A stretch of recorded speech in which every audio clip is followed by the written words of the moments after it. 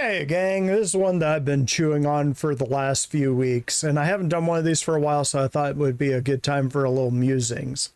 In this one, I'm going to chat about Squadron 42, Starfield, the next year of development, and how I see it all tying together, at least in my head. So if that sounds interesting, let's muse. Musings.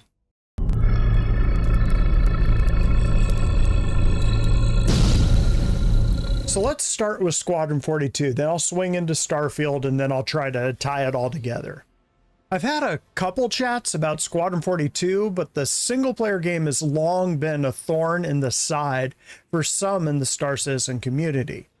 A lot of that is due to the two games, the PU and Squadron 42, while they have a fair amount of crossover, are really aimed at two different audiences. So it makes a little sense that the people that are playing the only available version of Star Citizen, the PU, are frustrated that apparently most of the resources for the project are being siphoned off to this other single-player game that's been in a bit of a mystery box for the last few years.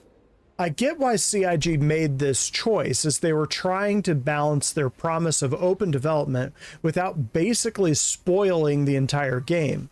Their compromise on that front was to give us vaguely worded monthly reports that lack the context of their PU versions, at least when they weren't just copy-pasta from one to the other.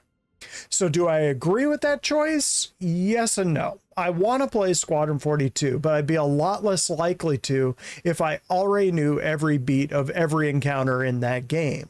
On the other hand, like a lot of people that are currently and actively invested in this project right now, I'm more interested in the PU, at least in the long term.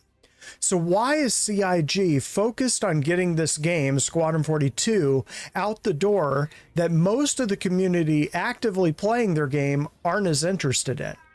My theory on that is that CIG knows there are a ton of people out there that really aren't interested in massively multiplayer games. They want to be the hero of the story, of their own story, and not just another face in a huge crowd of players, which is what an MMO is. In other words, there's a huge pool of untapped funds out there in the form of players that want to play a single player game and not the MMO persistent universe. Chances are the majority of those people have either never heard of Star Citizen and CIG, or heard about it years ago and have largely forgotten about them, or thought it was yet one more game that production began on and was then abandoned. Being in this thing and saturated with every single move and rumor, it's sometimes hard to remember that there's an entire ecosystem of people and gamers out there that have never even heard about this thing outside of the odd piece on crowdfunding. CIG hasn't been out there advertising or blowing up the usual media outlets, and obviously hasn't been dropping free copies of Squadron 42 on the big streamers.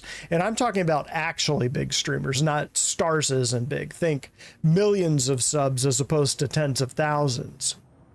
It's one of the reasons why I'm pretty positive Squadron 42 isn't dropping this year, 2023. Something I think a lot of the community has now come around to after a week of breathless anticipation thanks to the bar season in China. If CIG were dropping Squadron 42 this year, they would definitely begin engaging in a Starfield-style media blitz. So speaking of that, let's switch gears and talk about Starfield for a bit. I'm hearing a bit of worry about Starfield from the Star community at large, and a lot of glee from the anti-Star Citizen community, that it'll be a Star Citizen killer. I'm honestly not that worried about it. Why? Well, Skyrim, for example, didn't kill off World of Warcraft. Outside of both being fantasy games, they're also very different. Same's true for Star Citizen and Starfield. One's an MMO, or will be eventually, hopefully, and the other is mostly story-driven single-player game with side quests along the path of leveling up your character and completing the story, so a true RPG. You might be able to play through it a few times, try out a few different character builds, finish the story with this ending or that, but it's not truly an open universe. Yeah, there will definitely be people playing it 10 years from now, say, having made some city in the game or some huge ship using some cool mods, but by 2025, most of the people will have moved on to something else. And this brings us back to Squadron 42. Bethesda pulls in, at last check, somewhere around $333 million a year. To kind of put CIG's $500 million over 10 years into perspective, taking Bethesda's average over the same time, Bethesda's pulled in well over $1 billion. CIG hasn't, because all those funds are going back into production, paying devs and developing the game itself. The ship sales are just keeping them above water. They aren't profits. Now, if CIG can release Squadron 42, then it starts earning money for them. They'll have more options. They'll have a game platform that they can tweak and release other games on. Imagine a single player game that focuses on cargo or trade like Privateer, or one that focuses on salvage, kind of like Hard Space Shipbreaker, but with the entire verse as a sandbox as opposed to one small platform hovering over Earth, or something on mining, or a Hitman style infiltration game. I could go on, but you're probably getting the point. Once Squadron 42 is out, once it's released, CIG will have some options. They can even license the engine out to other studios. They can even become a production studio for other game developers, which I think is actually the end goal of Cloud Imperium Games, in addition to getting the PU up and running for their own project. They know this. They just have to get Squadron 42 out the door. I'm sure they understand the clock is ticking, not just with the patience of the community, but with their ability to cash in on this remarkable tech suite they're building.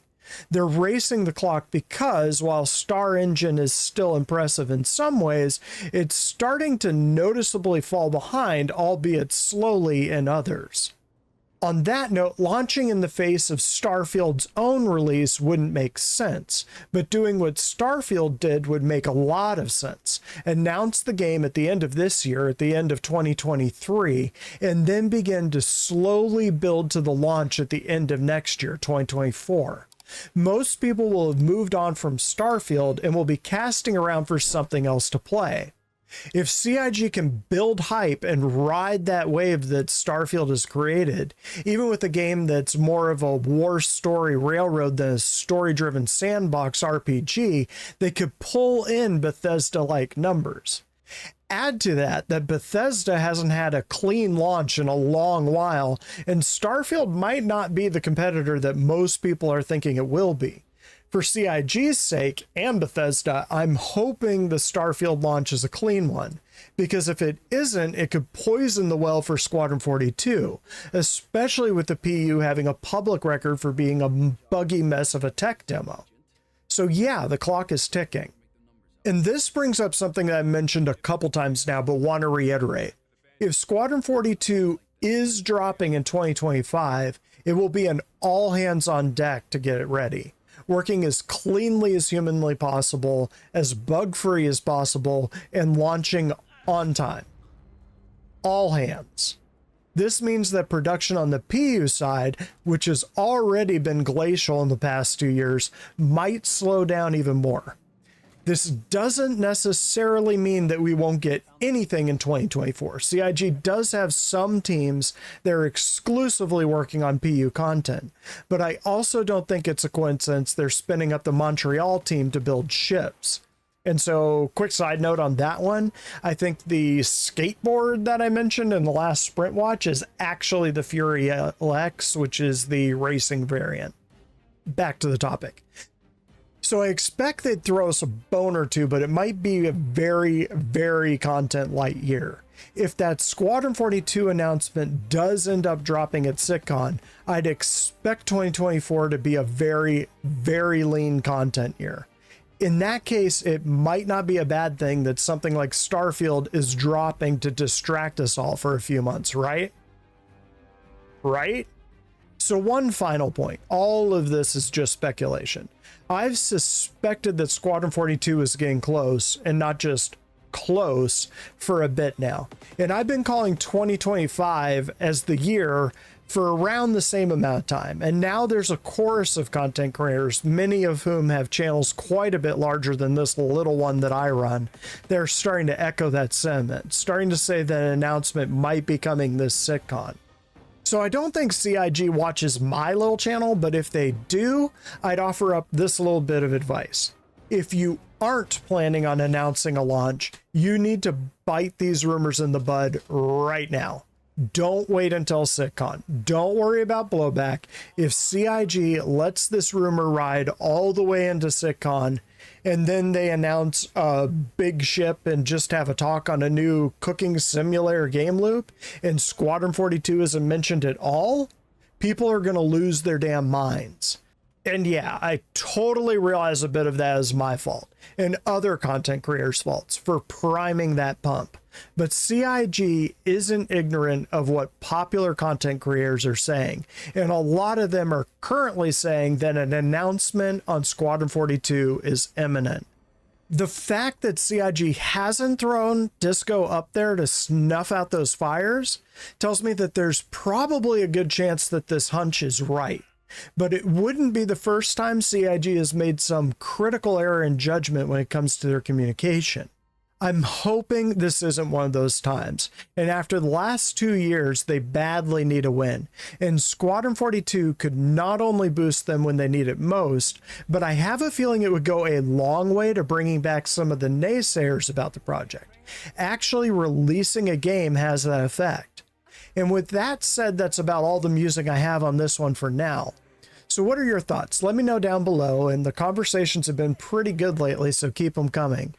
Like and subscribe if you enjoyed this and all that junk, and catch me next time.